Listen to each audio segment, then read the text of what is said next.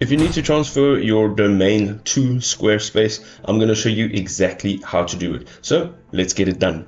So the first thing you want to go ahead and do is scroll down on the left hand side to your profile picture, and you will get into your account settings. Okay, so make sure that you are here, and at the top there's dashboard and domains. You're going to go in here to domains, and to the right you will see a transfer a domain option.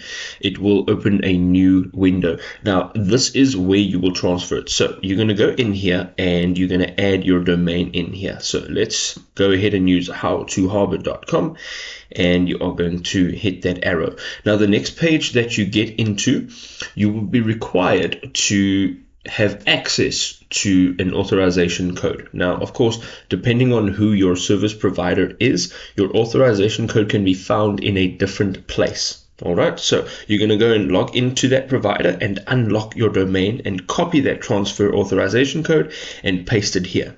From there, you're going to go and click on save and continue, and you will have to wait up to 15 days for this transfer to happen. Now, another thing that you need to take into consideration is thereafter this process, you will go through a registration, and then you will add in your address.